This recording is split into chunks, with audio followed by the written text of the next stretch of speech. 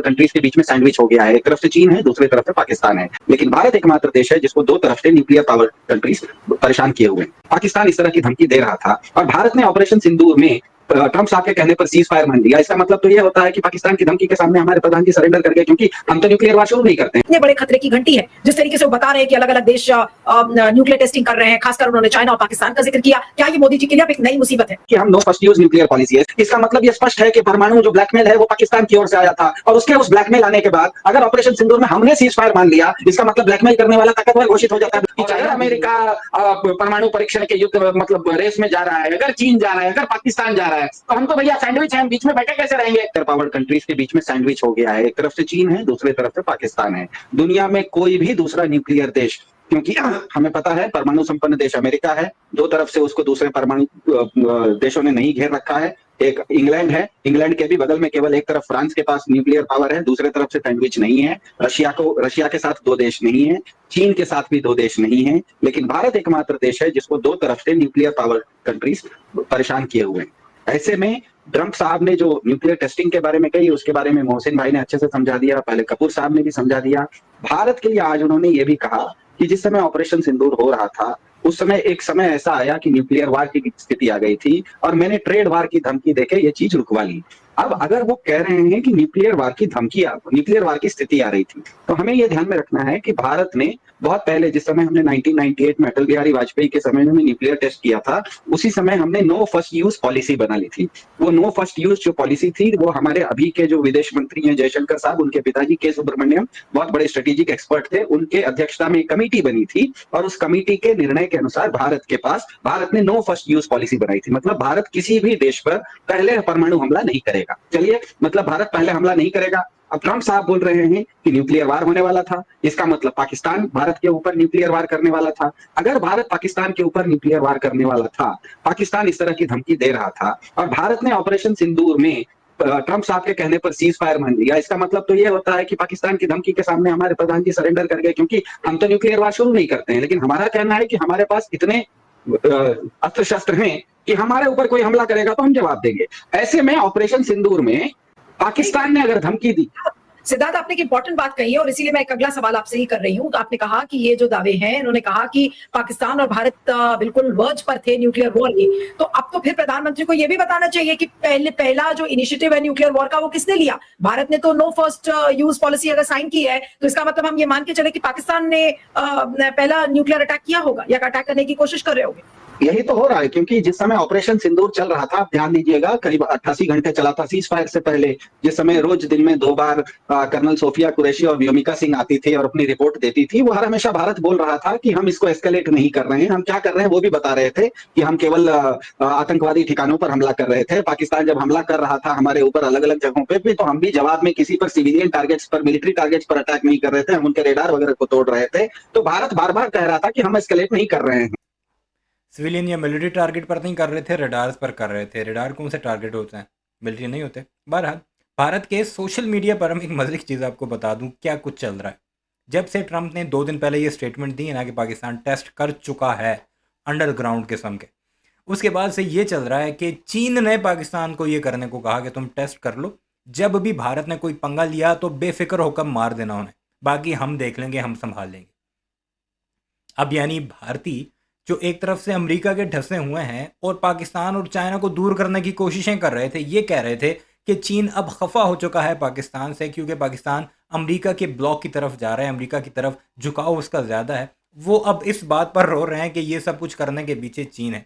इस तजीज़े निगार की भी आपने सुन ली कि हम सैंडविच बन गए हैं, एक तरफ चीन है, उसके पास भी वही हथियार हैं, और दूसरी तरफ पाकिस्तान है, और हम मुकम्मल तौर पर 2 बड़ी ताकतों के बीच में सैंडविच हो चुके हैं।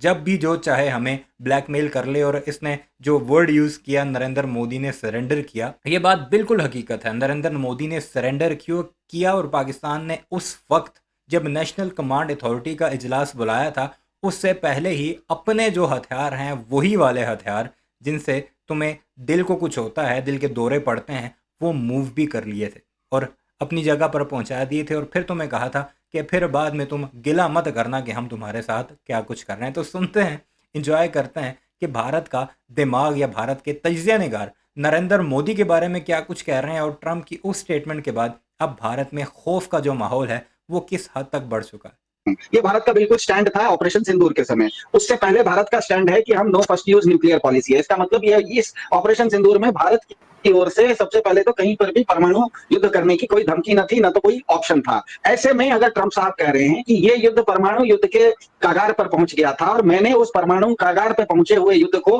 ट्रेड वार के द्वारा, अपने ट्रेड प्रेशर के द्वारा रुकवाया, इसका मतलब ये स्पष्ट है कि परमाणु जो ब्लैकमेल है वो पाकिस्तान की ओर से आया था। और उसके उस ब्लैकमेल आने के बाद अगर ऑपरेशन सिंदूर में हमने सीज फायर मान लिया, इसका मतलब ब्लैकमेल करने वाला ताकतवर घोषित हो जाता है, ब्लैकमेल करने वाला ताकतवर प्रमाणित हो जाता है। तो ये तो अब भारत के प्रधान जी के ऊपर काफी प्रेशर है कि अगर पाकिस्तान भारत के ऊपर न्यूक्लियर ब्लैकमेल कर रहा था तो हमने उस समय उसके साथ सीज फायर क्यों किया, क्योंकि भारत तो नो फर्स्ट यूज पॉलिसी करता है। ऐसी स्थिति में मेरे ख्याल से ये अटपटी स्थिति भारत के लिए हो गई है, सिर्फ भारत के प्रधान जी के लिए नहीं, भारत की ये जो न्यूक्लियर पॉलिसी है नो फर्स्ट यूज की, उसको भी शायद अब रिविजिट करने का समय आ गया है। क्योंकि अगर ट्रंप साहब अब बोल रहे हैं कि चाइना नए नए जखीरा अपना खड़ा कर रहा है, तो हम तो भैया सैंडविच आदमी है ना, उस तरफ से पाकिस्तान भी है, इस तरफ से चीन भी है, और दोनों अगर एक तरफ पाकिस्तान ऑपरेशन सिंदूर में हमको न्यूक्लियर ब्लैकमेल करता है, दूसरी तरफ अगर चीन कहता है कि हम अपना जखीरा बढ़ाएंगे, तो हम नो फर्स्ट यूज पॉलिसी लेके क्या करेंगे? हमको भी तो अपनी पॉलिसी शायद बदलनी पड़ेगी। तो ये एक बहुत ही गंभीर विषय है, ये गंभीर विषय की इसके क्या कहते हैं, राष्ट्रीय सुरक्षा से संबंधित विषय है,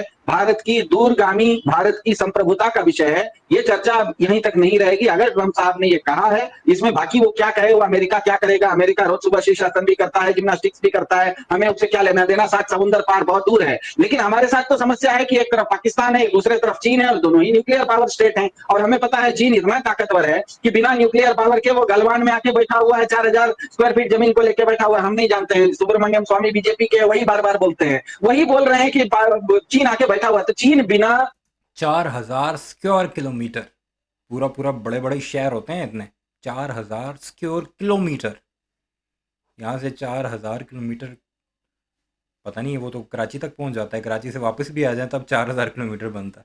क्या कहते हैं, परमाणु हथियार का इस्तेमाल किए हुए कन्वेंशनल ताकत से अगर आपकी जमीन पर बैठा हुआ है वैसा गुंडा अगर अब अपना परमाणु जखीरा भी बढ़ा लेगा, उसके बाद तो चीन एकदम क्या कहते हैं, जिस तरह से ये लोग बीजेपी का इकोसिस्टम हर जगह उत्तर प्रदेश में बुलडोजर चलाता है, वैसे तो चीन बुलडोजर चलाते हुए पूरे भारत पर चल जाएगा। तो ये एक बहुत बड़ी समस्या है, बहुत बड़ा एक स्ट्रेटेजिक विषय है, क्योंकि भारत की जो एक न्यूक्लियर पॉलिसी है, अपनी डिफेंस की पॉलिसी है, नो फर्स्ट यूज पॉलिसी बहुत बहुत इंपॉर्टेंट पॉलिसी होती है भारत में। इसीलिए नो फर्स्ट यूज पॉलिसी के बावजूद हमने बहुत ज्यादा निवेश किया है। हमारे जो न्यूक्लियर आर्सेनल है, मतलब हमारे पास जो परमाणु हथियार हैं, उनको हमने गिराने के लिए ट्रायड का इस्तेमाल किया। ट्रायड मतलब हम जमीन से भी उसको लॉन्च कर सकते हैं, जो मिसाइल वगैरह होती है, पृथ्वी आकाश, जो हमारे पास पृथ्वी अग्नि वगैरह से हम लॉन्च करते हैं, जमीन से हम उसको लॉन्च करते हैं, हवाई जहाज से, रफाल जैसे हवाई जहाज से हम उसको लॉन्च करने की हमारे पास ताकत है। अब तो हमारे पास पनडुब्बी से भी, सागरिका नाम की हमारे पास मिसाइल है, जो कि अरिहंत नाम का हमारा सबमरीन है, जो कि पनडुब्बी से भी हम लॉन्च, मतलब हवा से, पानी से और जमीन से, हम तीनों से लॉन्च करने की ताकत रखते हैं। इसीलिए क्योंकि हम नो फर्स्ट यूज पॉलिसी का इस्तेमाल करते हैं, हम क्योंकि पहले हमला नहीं करेंगे, पहला हमला हम झेलने वाले हैं, तो पहले हमले में हमारे ऊपर जो डैमेज हो जाएगा, उसके बाद भी हमारे पास इतनी ताकत बची रहनी चाहिए कि हम सेकंड यूज कर सके और सामने वाले को इतना जबरदस्त जवाब दे सकें। ऐसी स्थिति में हमें पता है ऑपरेशन सिंदूर में बहुत सारे लोगों का कहना है, ट्रंप साहब का ही कहना है कि हमारे काफी सारे हवाई जहाज उड़ नहीं सके। हम दुनिया को पता है कि भारत के हवाई जहाज, जिस समय भारत ने ऑपरेशन सिंदूर खत्म हुआ, उसके बाद जब राजीव घाई वगैरह, हमारे डीजीएमओ वगैरह ने रिपोर्ट किया,